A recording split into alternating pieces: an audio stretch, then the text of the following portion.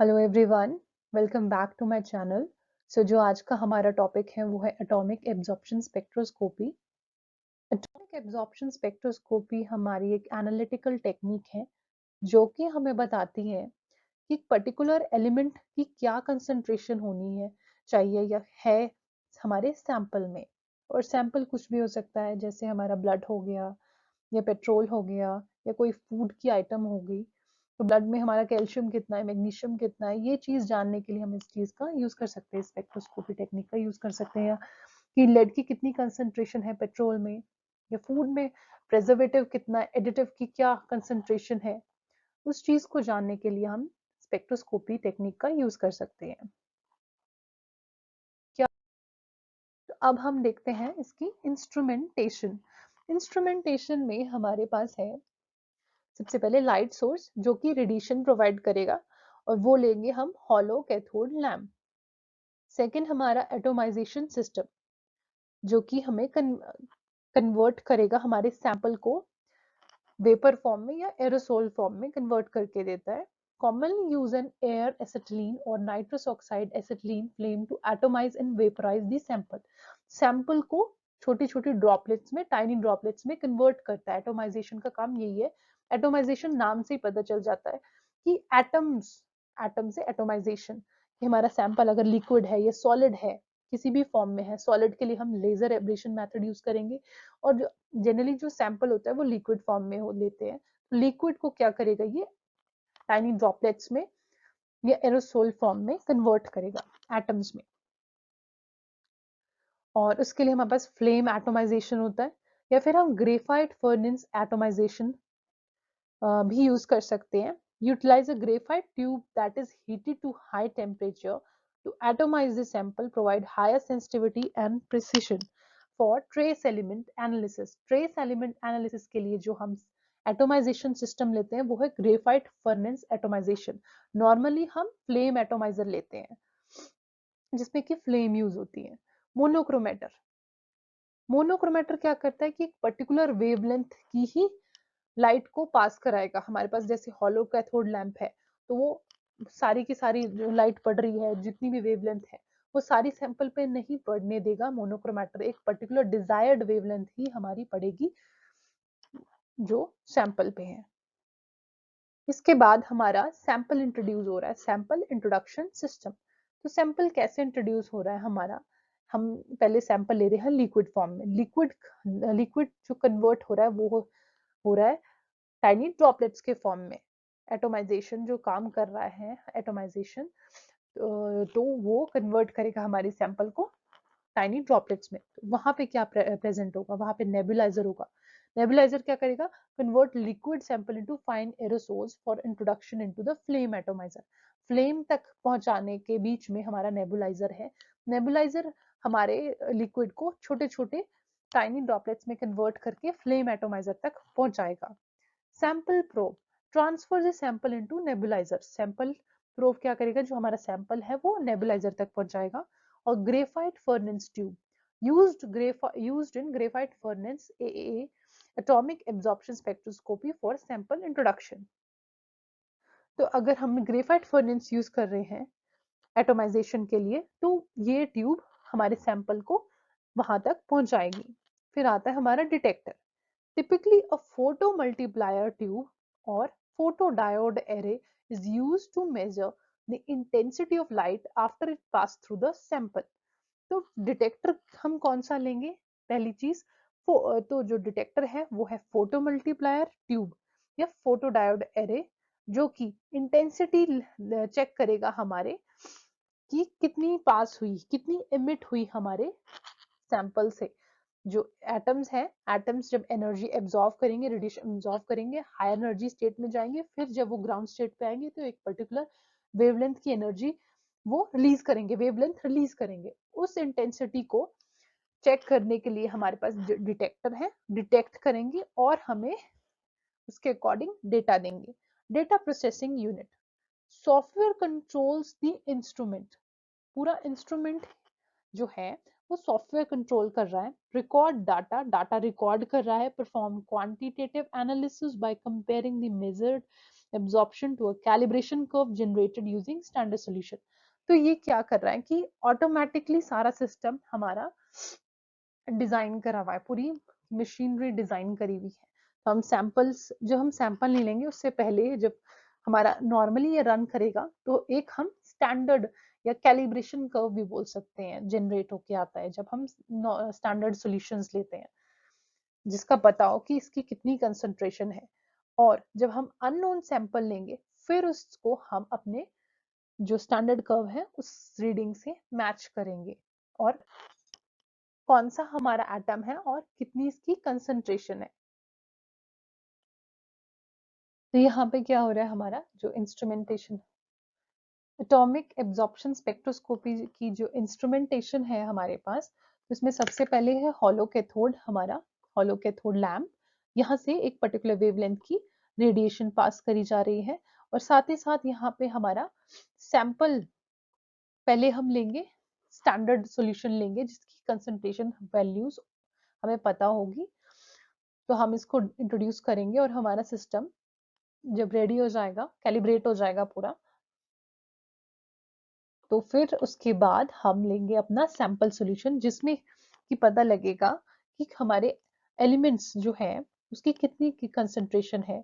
या ब्लड ले लिया, या फिर यूरिन सैंपल ले लिया, या फिर पेट्रोल ले लिया, कोई भी सैंपल में हमने कोई एलिमेंट ढूंढना है तो उस चीज के लिए हम इसको एटॉमिक एब्जॉर्प्शन स्पेक्ट्र को यूज करेंगे। तो यहाँ पे हमने कोई भी सैंपल ले लिया जो भी हमारा इंटरेस्ट का सैंपल है, जिसमें हमने एलिमेंट्स पता करने कि कितने इसके, इसमें कौन क्या क्या एलिमेंट्स है और कितनी कंसंट्रेशन है इसकी। तो जब हम यहाँ पे लेंगे तो यहाँ पे क्या होगा, ये सैंपल ट्यूब के थ्रू नेबुलाइजर में जाएगी। नेबुलाइजर में क्या होगा, नेबुलाइजर का काम है हमारे लिक्विड सैंपल को टाइनी ड्रॉपलेट्स में कन्वर्ट कर दे। टाइनी ड्रॉपलेट्स में जब ये एरोसोल या टाइनी ड्रॉपलेट्स में कन्वर्ट होगा तो ये जाएगा एटोमाइजर को। एटोमाइजर जनरली हम यहाँ पे फ्लेम एटोमाइजर यूज कर रहे हैं। फ्लेम एटोमाइजर में क्या होगा, जो हमारा सैंपल जाएगा वो मिक्स होके जाएगा इस चैम्बर में से, फ्यूल गैस, यहाँ पे फ्यूल्स भी होंगे और ऑक्सीडेशन गैस भी होगी, मिक्स होके जाएंगे हमारे फ्लेम तक।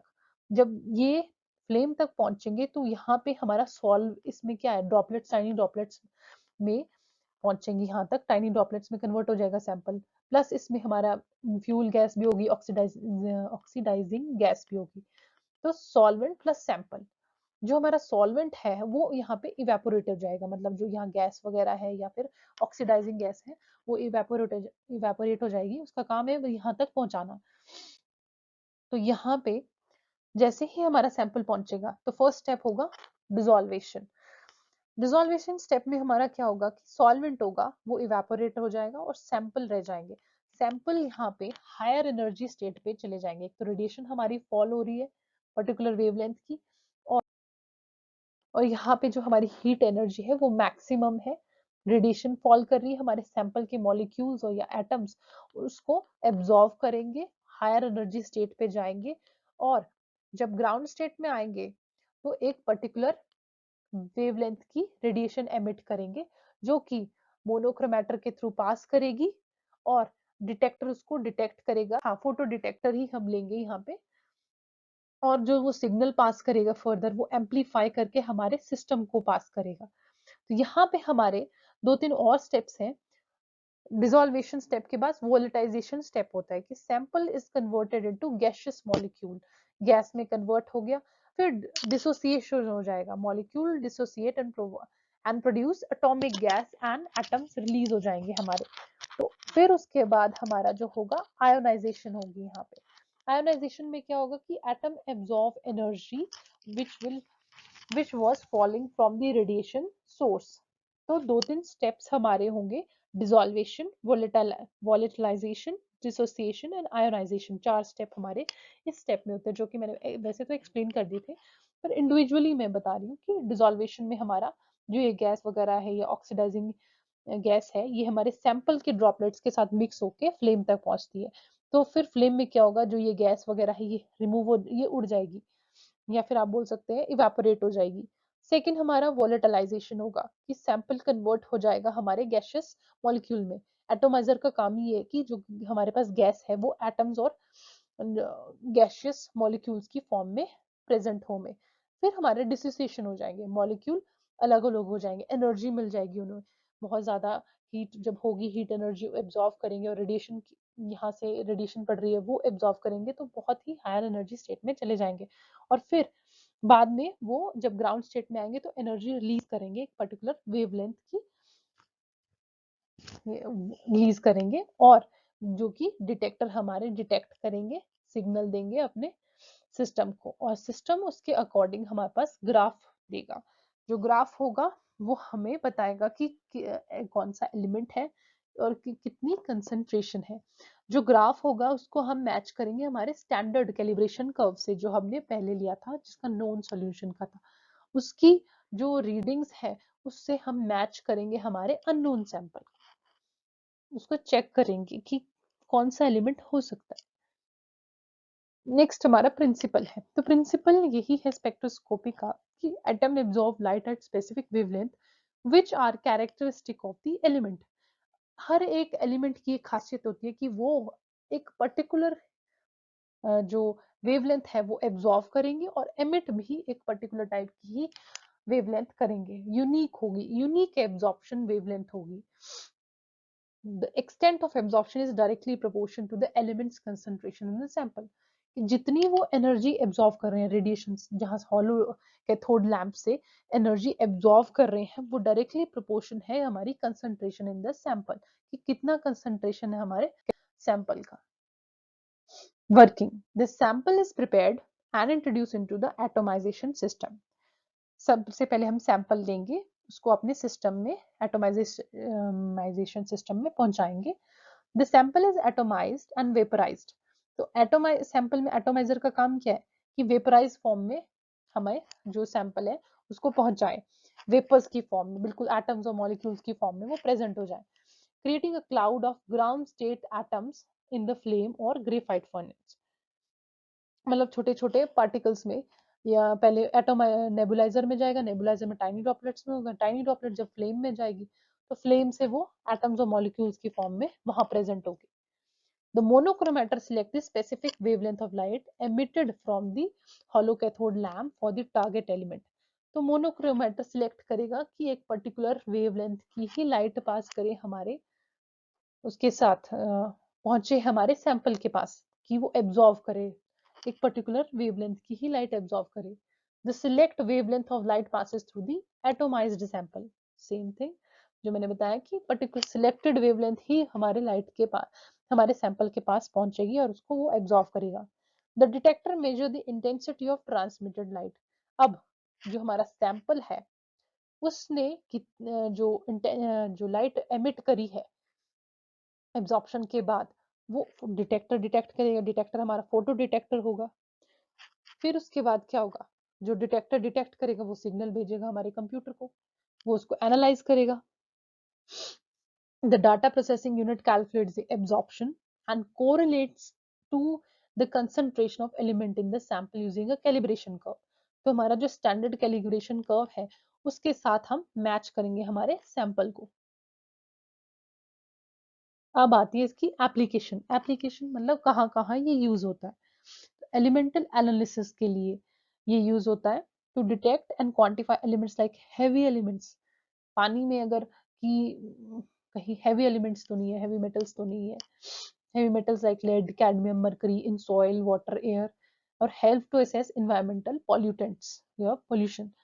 क्लिनिकल एनालिसिस के लिए इन क्लिनिकल लैब्स में हमें ट्रेस एलिमेंट्स जैसे ब्लड सैंपल हो गया, यूरिन सैंपल हो गया, उसमें पर्टिकुलर कि कितनी कंसंट्रेशन है हमारे ब्लड में, कैल्शियम की क्या है, आयरन की क्या है, ये हीमोग्लोबिन, सोडियम की क्या कंसंट्रेशन है, इस चीज को जानने के लिए हम यूज करते हैं। क्लिनिकल में मेटलर्जी में कि पर्टिकुलर मेटल की कंपोजिशन क्या है, अलॉय की कंपोजिशन क्या है।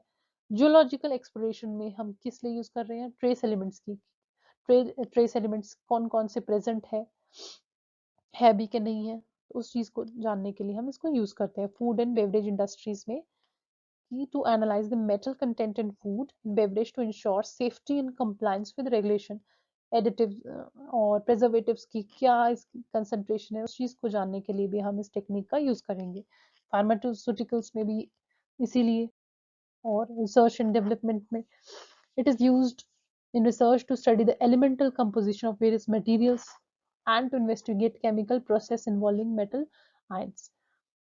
Forensic science में plays a role in forensic analysis by detecting and quantifying trace elements को जानने के लिए हम इसका यूज करेंगे.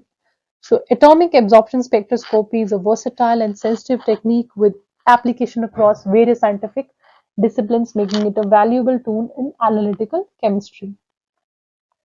बहुत ही इंपॉर्टेंट टेक्निक है हमारी ये, और हम काफी एरियाज में इसको यूज करते हैं. So this is all about the spectroscopy. Thank you. Do like and do subscribe my channel.